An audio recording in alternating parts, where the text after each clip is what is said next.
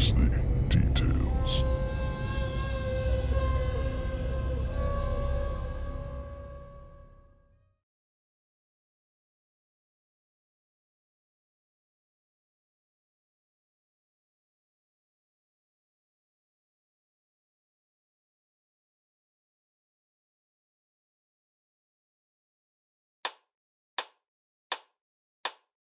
Deep Snow by Justin Montgomery.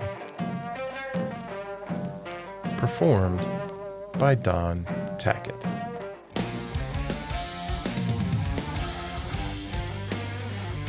A dollop of Irish to make me warm, nothing more. Richie sang to the empty cab of the snowplow as he cruised down one of Missouri's countless rural highways. Just a nip to keep the cold out, that's all. The snow had been falling since 5 in the evening. The clock on the dash glowed midnight, which meant he'd been behind the wheel for 7 hours, going on 8. Richie didn't mind, so long as the storm didn't knock out the classic rock station on the radio. He resented that term, seeing as he'd been in middle school when Aerosmith had dropped their debut, been in high school when Kiss exploded onto the collective American zeitgeist of hair metal. If those bands were classic rock, Richie supposed, that made him classic rock too. Christmas lights lined the roof of the cab, the sagging wires casting an annoying reflection on the windshield, but if Richie squinted enough, it was all right. It was a festive time of year, full of whimsy. You don't grow up in a place called Heaven's Grace without going all out at Christmas time. So, Richie figured, what's a little reflection now and again, if you've got the Christmas spirit? The Baileys cut the coffee's potency, but after a few sips, warmth returned in his belly. Heaven's Grace was a community of less than 5,000, and the snowplow fleet hadn't been updated in decades. Fleet was stretching it. There was the plow Richie drove now, and a broken down one for parts. Heat didn't work, second gear slipped. There had been a time when he'd had the mind to slap a plow onto the front of his Silverado, but the town committee shot that down, said, The taxpayers didn't want to be held responsible for the repairs when his truck broke down. Bullshit. The truck may look like a shitbox on the outside, but the Duramax which roared beneath the hood was all power, baby. Knees steering the plow, Richie added another nip to his coffee. To keep the cold at bay, mind. Drinking was something he'd had to give up back when Dolly left him for that accountant in St. Louis.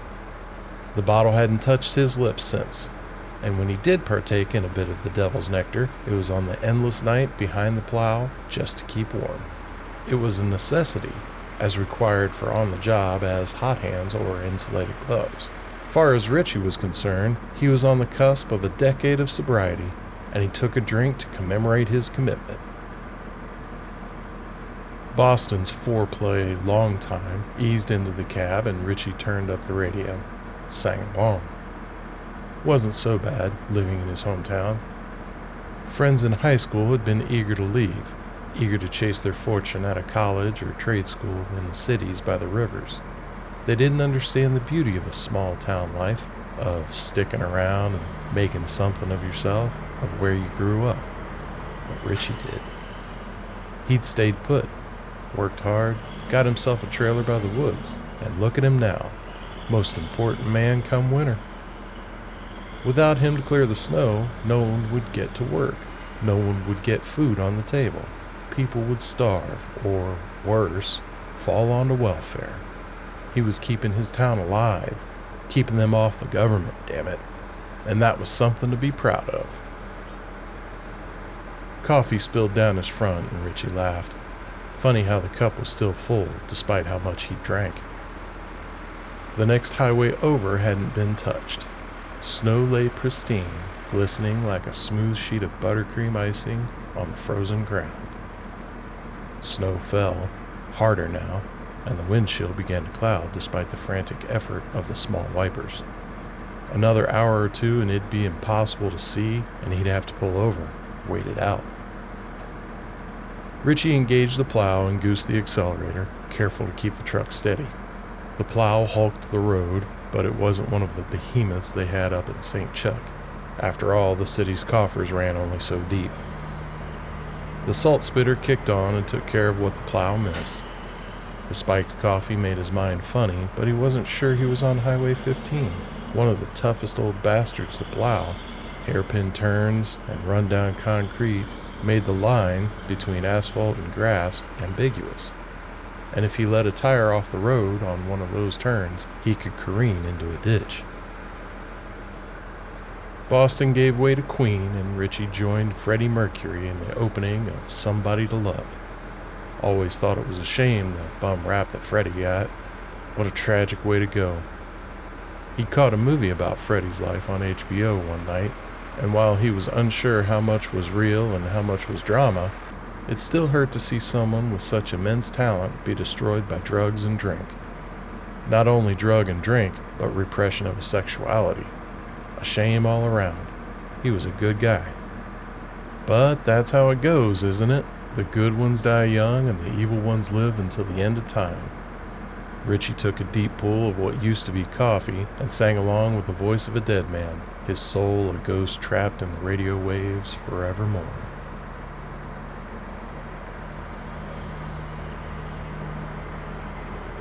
The radio had only been out for 10 minutes, which was fine, considering the station cut to holiday hymns, when Richie saw the blood in the snow. The stain was enormous. His first thought was that it was a deer, but it was too cold for them or a predator to be out. It was 1:30 in the morning, so whatever it was had to be nocturnal. Richie parked the plow and turned on the high beams. Something was laying in the snow on top of the blood, but the snowfall made it hard to tell what it was. Christ almighty, what have we here? Richie unbuckled and grabbed the rifle from the gun rack in the back window. Whatever had done this had to be enormous, maybe even a bear, and it felt good to have the gun in his hand. The cartridge was in the glove box, 5 shots, enough to feel like he had a decent chance of survival, but not enough to feel safe.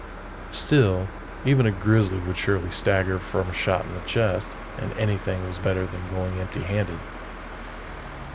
Richie opened the door and the truck died. The headlights cut out and the darkness of the night swallowed him. Goddamn Fords. How many times had he petitioned the committee for a new truck? How many times had they taken it under advisement only to divert surplus funds into other projects? They didn't seem to understand the work that Richie did, the service he provided, and now look at him, stuck dead in a snowstorm with God only knew what had caused that blood smear. The ignition stuck and the truck struggled. Come on, baby. Don't leave me stranded here. He tried again, but still the truck stalled. Fear circled his skull, nipped at his mind. Easy now, Richie. Easy, he said to himself. You got a gun and you got them doors locked. Nothing can get you. After a few minutes, the cold worked its way back into the cab, chasing away what heat still lingered. Richie tried the ignition again. The engine stalled, then turned over, and blessed heat, however weak, poured out from the vents once more. The thing in the snow was gone, had left nothing but a blood streak off the road and into the woods. Richie rubbed his eyes. It's the alcohol. Just the alcohol. Yeah, he muttered, but the words rang hollow. He'd seen something in the road, and now it was gone. Hand on the shifter, Richie realized he could plow over the bloody snow and go on his merry way. No one would know, and if anyone took this way come morning, they'd assume it was roadkill. Except that wasn't right. Someone would know. Richie would know. In his heart of hearts, he would know, and that knowledge would eat him alive. Say it was a person who'd been assaulted only to collapse onto the road, or an escaped pet that had been attacked by a wild animal. He couldn't, in good conscience, leave. If there was a way for him to help, he owed it to the bleeding thing to do it. The wind bit against his face and he pulled up his scarf. The snow had lightened considerably, but the wind had not, and winter slid its fingers beneath his collar, up his sleeves, caressed his skin.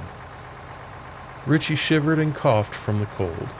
The winter had been brutal this year, and it wasn't even Christmas. He didn't want to think of the endless hours he'd be spending behind the plow's steering wheel come January or February when winter settled in proper. Rifle slung over his shoulder, Richie waded into the deep snow. The blood was deep, had turned the snow to a crimson slush. The volume surprised him. Whatever it was, it would bleed out soon. Richie turned on the high-powered flashlight that was duct-taped to the rifle's wooden barrel and looked around. The darkness was thick, and the flashlight's illuminating eye was lost after a few yards. The blood led into a thicket off the side of the highway. Richie followed. At the tree line, Richie stopped.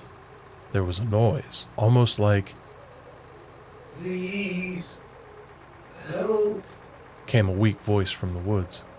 "Hello? Is someone there?"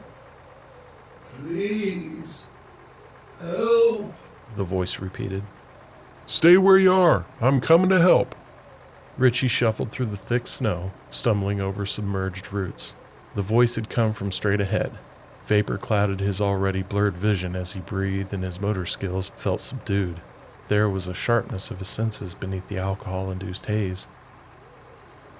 The sound of a bullet being loaded into the rifle's chamber pierced the night. "Please, help," The voice said again, close. Richie slowed and shined the light around. The blood continued, but the flow had weakened considerably. There wasn't much time. Richie would have to turn right around and drive the thing straight to Mercy Hospital over in Valley Hearth. Roads be damned. "Please, help," The voice said, this time right in front of him.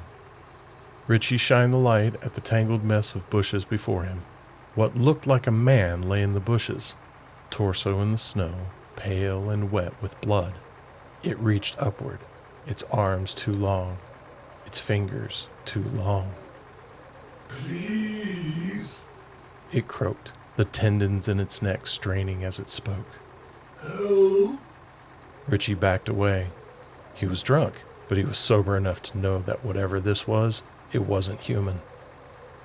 "I'm sorry, man. I'm sorry, but I can't." "Please, The gun fell to the snow, the flashlight shining into the thing's face. help." Richie turned and ran back to the snowplow.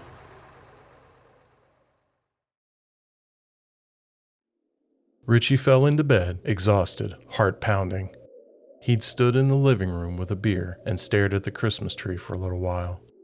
Thought about how it'd be empty underneath come Christmas.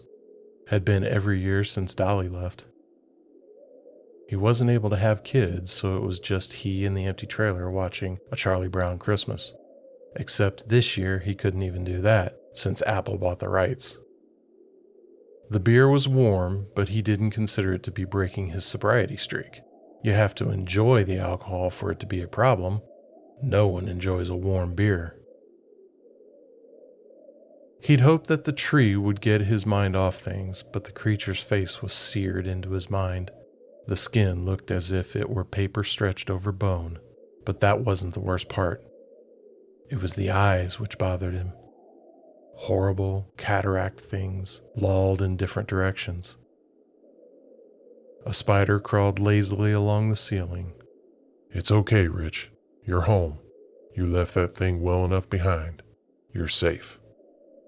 Like many other times that evening, his attempts at consoling himself rang hollow. He lay his head back on his pillow and listened to the snow hit the roof.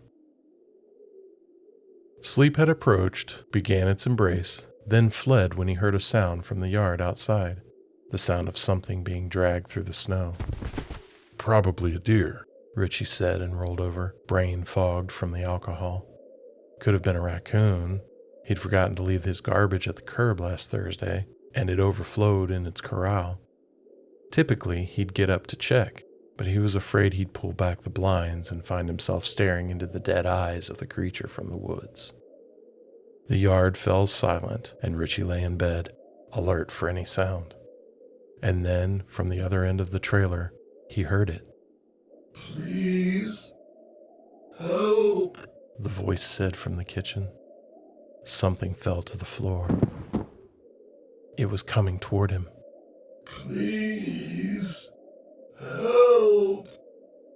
Richie jumped up and grabbed the pistol from his dresser. The clip was empty. He grabbed a handful of bullets and began loading them with shaking hands. Wet sounds came down the hallway. How had it gotten inside? The door was locked, and the windows were shut. And then he remembered. He had opened the kitchen window, hoped that the cold air would sober him. Hands slick with sweat, Richie dropped the magazine and the bullets scattered. Please. At the bedroom door now, the light strung along the hallway cast the creature into a sick, multicolored glow. Help. The thing rounded the doorframe, its two long arms pulling it along the floor. Without any bullets, the gun was useless in his hands, and there were no other weapons in the bedroom. Richie's pajamas consisted of boxers, and his dresser and closet were on the other side of the room. He could bust out the window and crawl out that way, but the wind chill was below zero. He wouldn't make it long. Please. Help. The thing whispered, its fetid breath cold as the wind outside. Glass cut his hand when he busted through the bedroom window with the butt of his gun. He climbed through and fell into the frigid snow and broken glass, his skin burning from the sudden change in temperature. Blood from cuts wept down his arms. The snowplow was in the driveway, the keys in the ignition. He sprinted as fast as his muscles would allow. At the snowplow, he stopped and looked back at the bedroom window in time to see the thing crawl out and fall into the snow in a heap. It began to crawl toward him, tediously slow. Richie got into the snowplow and put it into gear. He could outrun the thing, and it would never catch him. But then again, how had it followed him home? Route K, where he'd first seen it, was easily 10 miles from here. With how slow that thing was, it would have taken...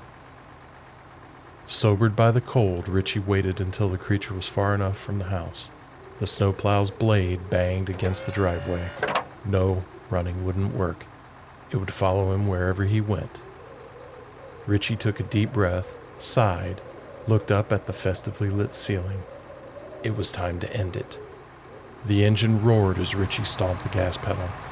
The tires, made for traction in extreme conditions, gained instant purchase on the asphalt. Richie screamed, hardly aware he was doing it.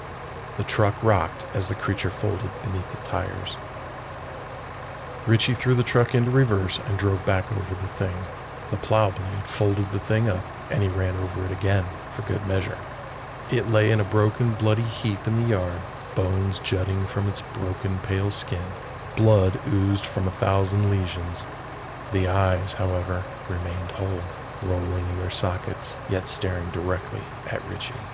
Take that, son of a bitch, He panted, heart pounding in his ears. He shut off the plow and stepped into the night, then vomited. December frisked him, penetrated his skin. The yard was pitch black, and Richie stood in the cold, let it cool the sweat on his back. Please. Help. Snow crunched as something was dragged across its surface. Richie ran back to the snowplow.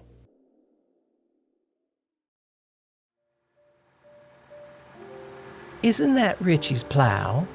Donna asked her husband, Jack, as he piloted their Ford sedan along the winding country roads, careful to keep the back end steady. It was morning, just past sunrise, and they were on their way to St. Louis for her treatment. It was a long drive, but Siteman was worth it.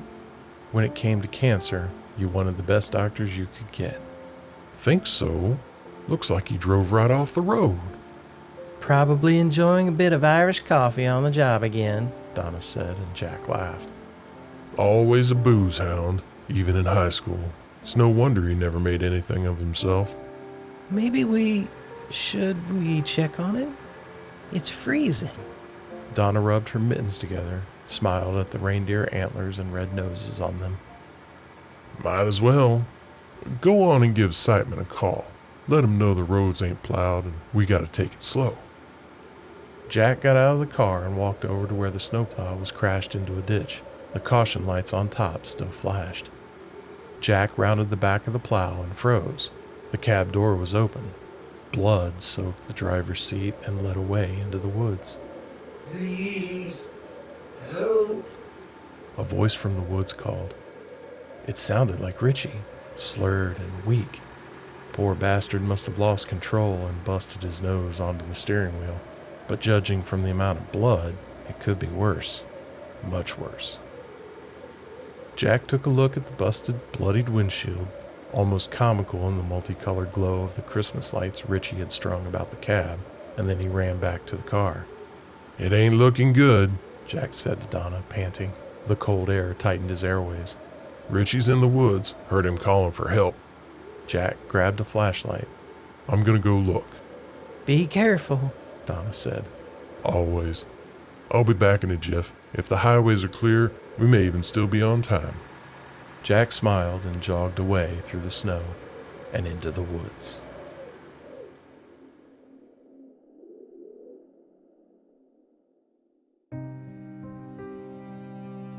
I'd like to thank y'all for stopping by this evening. We always enjoy the company and hope to see y'all again real soon. Until then, remember that horror ain't about us living in darkness. It's about darkness living in us. So, try to stay close to the porch light.